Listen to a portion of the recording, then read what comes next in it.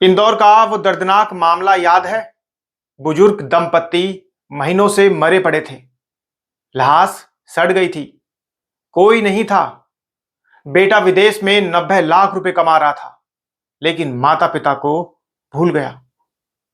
नमस्कार, आप देख रहे हैं दैनिक पड़ताल टीवी और मैं हूं कुलदीप चौहान। दोस्तों, आज की ये वीडियो बहुत ज्यादा खास है। इसे स्किप करना, आप समझ लीजिए आपने अपना बहुत बड़ा नुकसान कर लिया।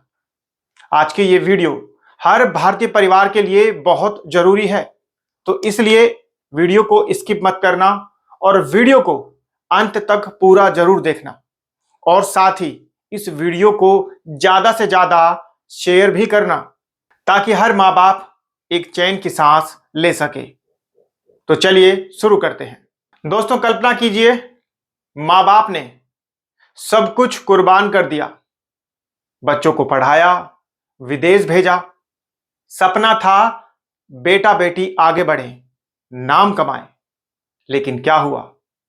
विदेश में कमाई शुरू हुई, ऐशो आराम, और यहां मां बाप अकेले तड़पते रहे, बीमार हुए, लोगों से मदद मांगी, लेकिन किसी ने नहीं सुनी और कोई नहीं सुनता। इंदौर का वो दर्दनाक मामला याद है। बुजुर्ग दंपत्ति महीनों से मरे पड़े थे। लाश उनकी सड़ गई थी, उनके पास कोई नहीं था। उनका बेटा विदेश में 90 लाख रुपए कमा रहा था, लेकिन कमाई में ऐसा मग्न हुआ कि अपने माँ बाप को भूल गया। दोस्तों, अब अच्छी बात सुनिए। हमारे सम्मानीय राज्यसभा सांसद डॉक्टर राधा मोहन दास अग्रवाल जी ने संसद में और सोशल मीडिया पर इस मुद्दे को जोरदार तरीके से उठाया है। महोदय, इस देश के 3.5 करोड़ लोग विदेशों में जाकर के रहते हैं। उनके माँ बाप, सास ससुर अधिकांशतः इसी भारत में रहते हैं। ये जो भी बाहर और विदेश पढ़ने गए और नौकरियां किया, वो सिर्फ अपनी योग्यता के आधार पर गए हैं, ऐसा नहीं है। माँ बाप अपना पेट काट करके, अपना सुख त्याग करके, और कभी कभी विदेश भेजने के लिए अपनी ज़मीन जायदाद बेच करके उनके विदेश जाने की व्यवस्था करते हैं। वो इतने शिक्षित हुए हैं, उसके लिए भारत सरकार की, किसी की भी सरकार हो, उसने जो एक सस्ती शिक्षा और स्वास्थ्य की व्यवस्था की है, उसका भी योगदान होता है।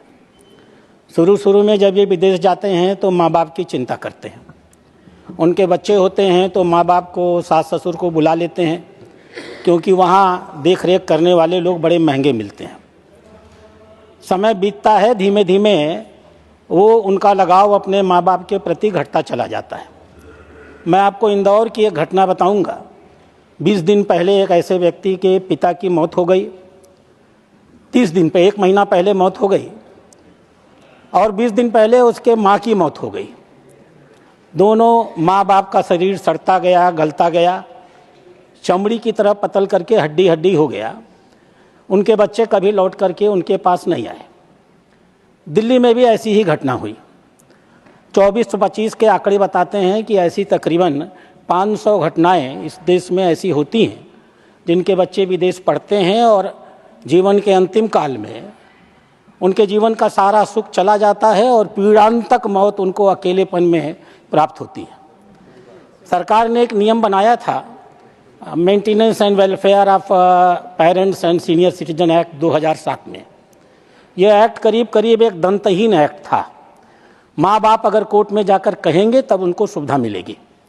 इसलिए मैं आपके माध्यम से माननीय विदेश मंत्री से आग्रह करूँगा, जो लोग विदेश जाते हैं उनसे एक एफिडेविट लिया जाए कि वो विदेश जाने के बाद अपने माँ बाप के, अपने आय का एक निश्चित हिस्सा अपने माँ बाप की देखरेख के लिए अवश्य देंगे। माँ बाप के देखरेख के लिए केयर टेकर की नियुक्ति करेंगे।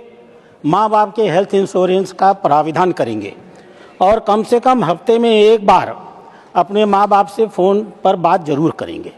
यह भी प्राविधान किया जाना चाहिए कि हर 6 महीने में माँ बाप से एक सर्टिफिकेट लिया जाए, सर्टिफिकेट ऑफ फुलफिल्ड ऑब्लिगेशन। और जो माँ बाप इस प्रकार के ऑब्लिगेशन सर्टिफिकेट्स नहीं देते हैं, भारत सरकार को ऐसे लोगों का पासपोर्ट निरस्त करना चाहिए और उन्हें वापस भारत में बुला लेना चाहिए। मैं आपसे यही आग्रह करता हूं।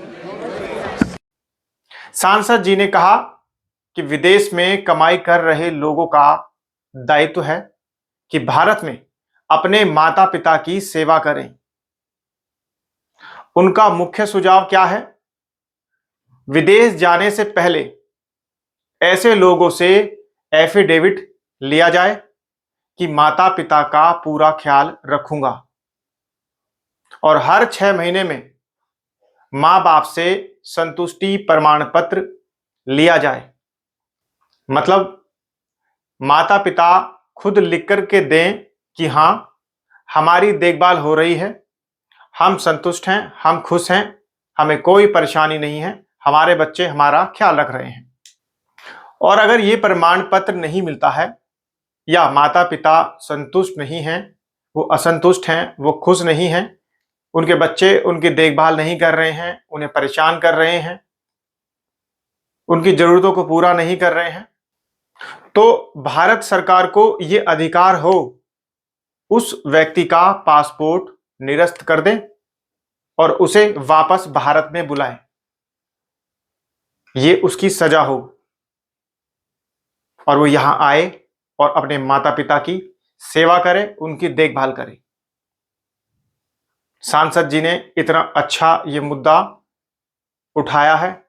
सांसद जी ने खुद इस मुद्दे को सोशल मीडिया पर शेयर किया है और साथ ही उन्होंने पीएमओ इंडिया, नरेंद्र मोदी, अमित शाह, इन सबको भी टैग किया है और लोग भी उनके इस सुझाव की सराहना कर रहे हैं कि चलो, किसी ने तो ऐसा सोचा।